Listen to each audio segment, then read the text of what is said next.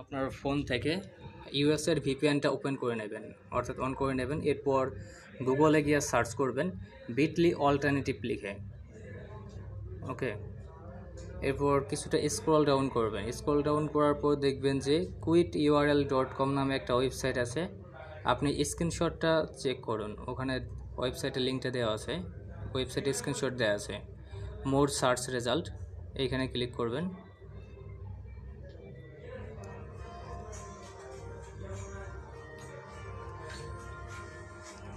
এখানে প্রায় 20 থেকে 22টা ওয়েবসাইট পার হওয়ার পরে এই যে এরকম একটা লিঙ্ক দেখবেন, ওয়েবসাইট দেখবেন quit.url.com নামে।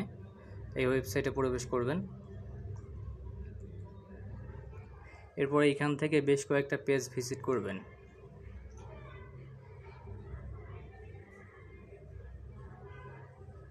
ওকে, ভিজিট করার পরে আপনার যে থ্রি ডট আছে এই থ্রি ডটে ক্লিক করবেন।